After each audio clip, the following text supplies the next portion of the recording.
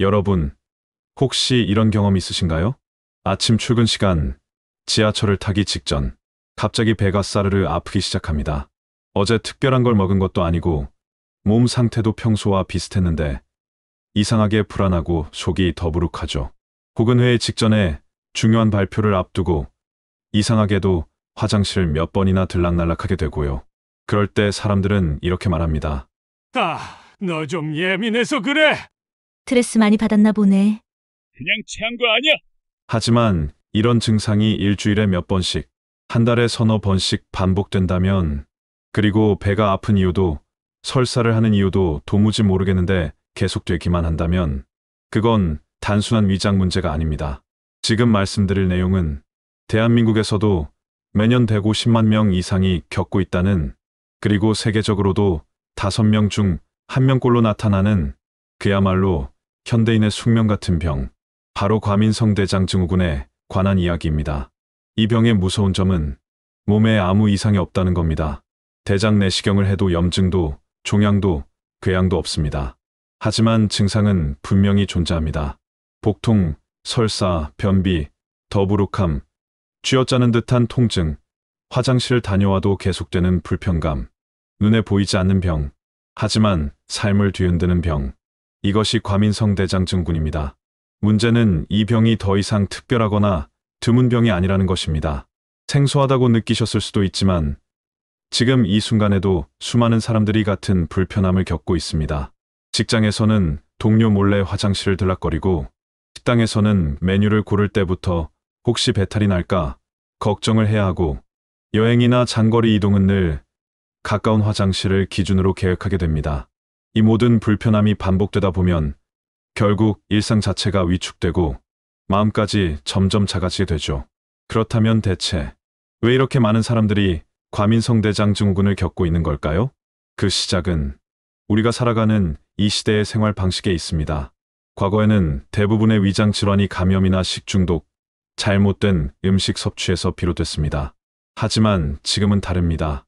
스트레스, 불규칙한 생활 습관, 과도한 긴장 상태, 끊임없는 경쟁 환경, 이 모든 것이 복합적으로 작용해 장을 끊임없이 자극하고 민감하게 만들고 있습니다. 아침을 거르고 허겁지겁 출근하는 생활, 점심은 밀린 업무 때문에 대충 때우고, 저녁은 과식이나 야식으로 마무리되는 식사 습관, 게다가 카페인에 의존한 하루, 운동은커녕 제대로 쉬는 시간도 없이 이어지는 피로한 일상. 이러한 일상이 하루 이틀이 아니라 수개월, 수년간 반복된다면 우리 몸은 결국 가장 예민한 기관부터 먼저 반응하기 시작합니다. 그게 바로 장입니다. 장은 단순한 소화기관이 아닙니다. 우리가 느끼는 스트레스, 피로, 감정의 기복까지 가장 먼저 반영하는 감각기관입니다. 조금만 긴장해도 속이 불편해지고, 불안하면 식욕이 떨어지고, 우울하면 화장실을 자주 가게 되는 이유. 그 모든 게 장이 우리 감정과 긴밀히 연결돼 있다는 증거입니다. 게다가 장 안에는 수조 마리의 미생물이 살고 있습니다. 이 미생물들은 우리가 먹는 음식, 스트레스 상태, 수면 패턴에 따라 민감하게 반응하고 우리 장의 기능과 면역력, 감정 상태까지도 좌우합니다. 그런데 스트레스가 반복되고 장이 쉬지 못하면 이 장내 미생물 균형이 무너지면서 과민성대장 증후군의 근본적인 원인이 되기도 합니다. 또 하나 중요한 요인이 있습니다. 바로 심리적 압박감과 사회적 분위기입니다. 배 아프다고 자꾸 화장실 가면 민폐 아니야. 회사에서 민감한 사람처럼 보일까봐. 이런 생각 때문에 많은 사람들이 증상을 참고 숨깁니다.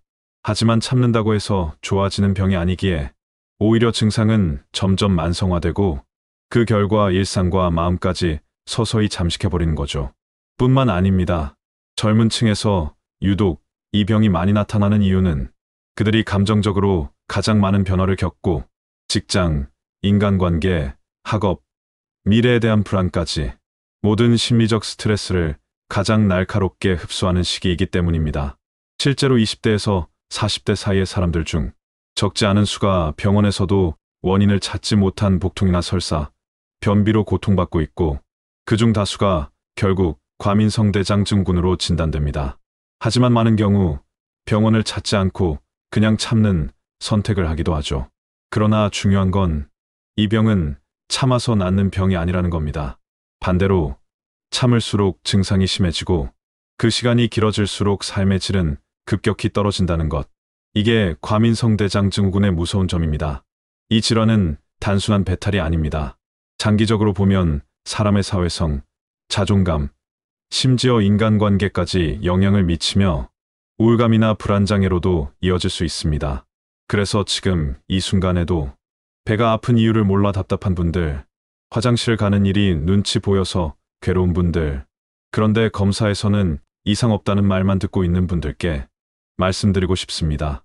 여러분의 증상은 이상 없음이 아닙니다. 그건 몸이 말하고 있는 신호입니다.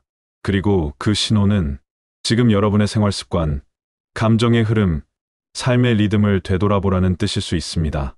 우리는 흔히 몸이 불편하면 병원부터 떠올립니다.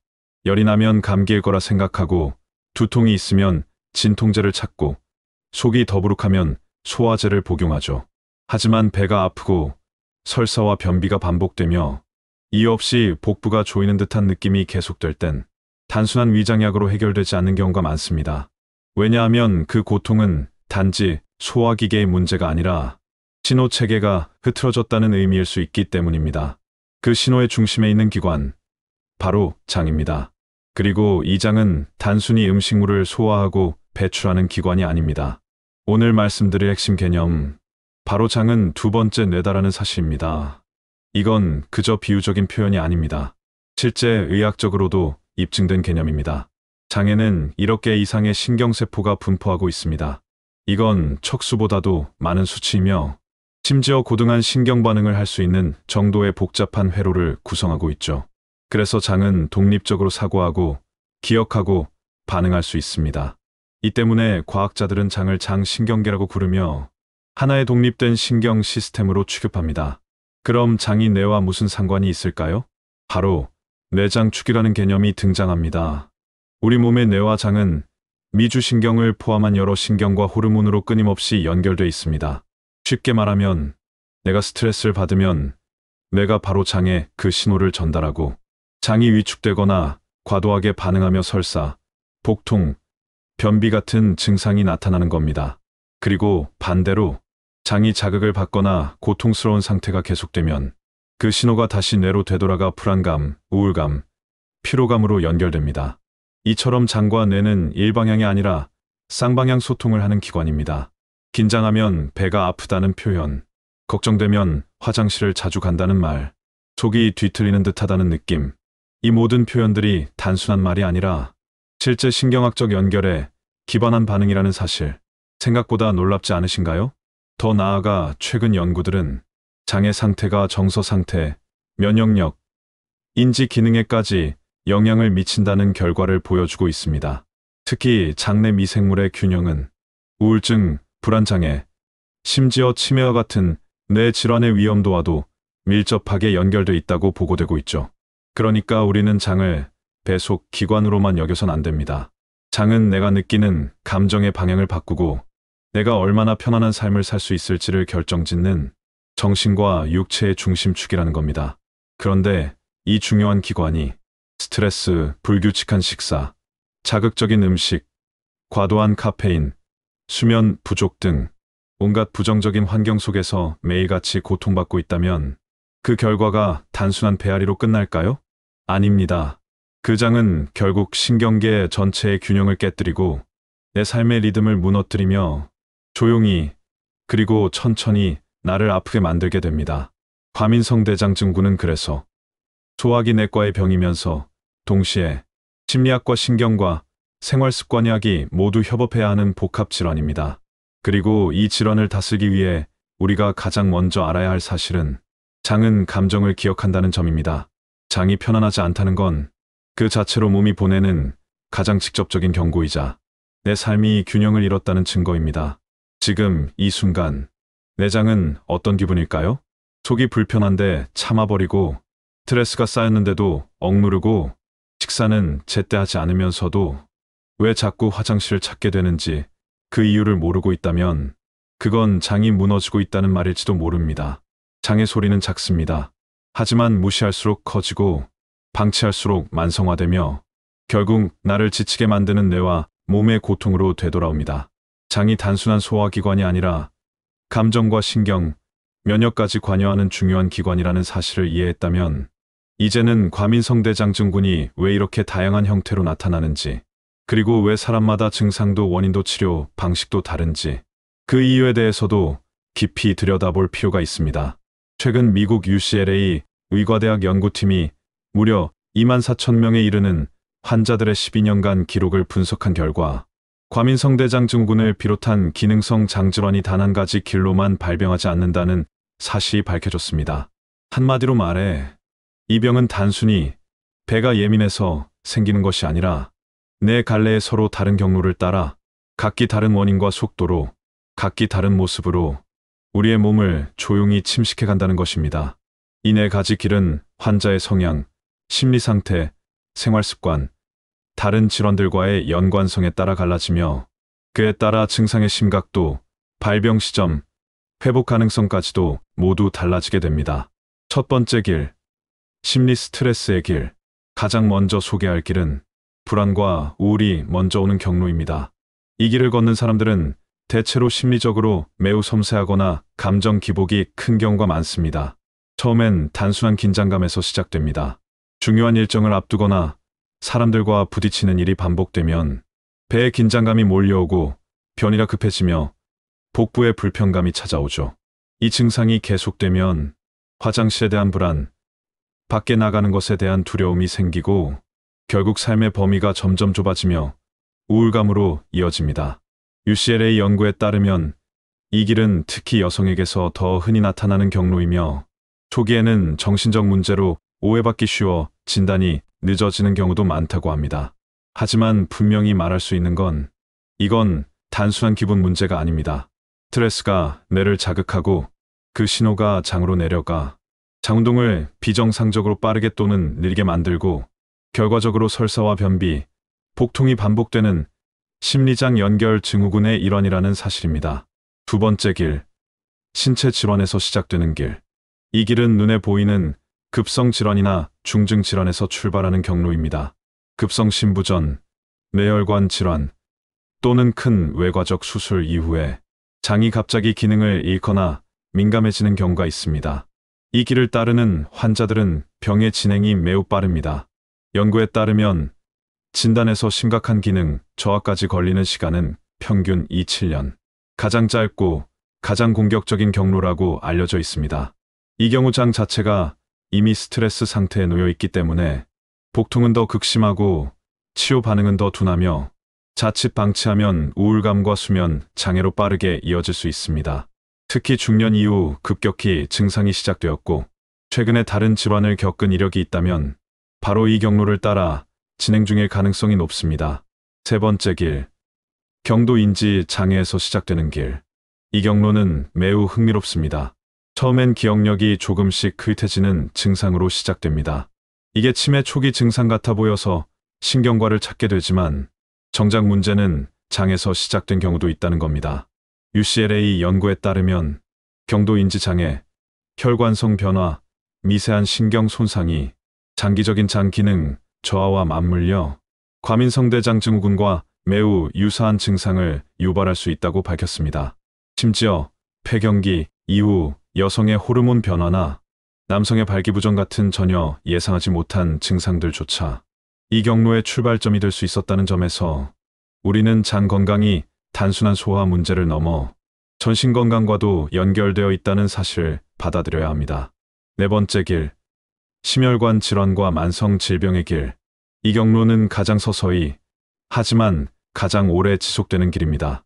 고혈압, 관절염, 당뇨, 고지혈증 등 이미 몸에 만성적인 부담이 누적된 상태에서 장이 점점 피로해지고 민감해지면서 과민성대장 증후군의 형태로 증상이 발현됩니다. 이 길은 평균적으로 8.4년에 걸쳐 서서히 진행되며 다른 길들에 비해 속도는 느리지만 문제는 그 사이에 생기는 합병증이 너무 많다는 것입니다.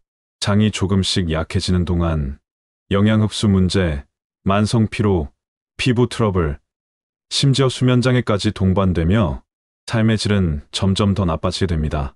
특히 이 경로를 걷는 분들은 증상을 나이 탓으로 여기는 경우가 많아 조기 개입이 늦어지고 치료 시점을 놓치는 경우가 많습니다. 이처럼 과민성대장 증후군은 단 하나의 이유로 생기는 병이 아닙니다. 4가지 경로 중 하나 또는 2~3가지가 겹쳐서 작용할 수 있고 그에 따라 사람마다 전혀 다른 양상으로 나타날 수 있습니다. 누군가는 스트레스가 심할 때만 증상이 나타나고 누군가는 일주일에 한 번 아무 이유 없이 복통과 설사가 찾아옵니다. 어떤 사람은 변비로 고생하다가 갑자기 묽은 변으로 바뀌고 또 다른 사람은 아침에만 배가 아프고 낮부터는 멀쩡한 상태가 되기도 하죠. 이처럼 증상의 주기, 강도, 빈도, 양상이 사람마다 워낙 다르다 보니 과민성대장 증후군은 진단조차 쉽지 않은 질환입니다. 게다가 문제는 검사입니다. 내시경을 해도 장 점막은 말끔하고 혈액검사나 초음파에서도 아무런 이상이 나타나지 않는 경우가 대부분입니다. 그래서 많은 환자들이 몸에는 이상 없다는 말만 듣고 그 말에 또다시 혼란과 낙심을 겪게 됩니다. 그렇다면 진단은 어떻게 할 수 있을까요? 과민성대장 증후군은 기질적 질환이 아닌 기능성 질환 보이지 않지만 기능이 망가진 상태로 분류됩니다. 그래서 진단의 핵심은 배제입니다. 즉, 암, 궤양, 염증성 장질환 같은 뚜렷한 병을 제외하고 남은 경우에 비로소 과민성대장 증후군을 의심하게 되는 것이죠. 실제 임상에서는 다음의 기준을 종합적으로 봅니다.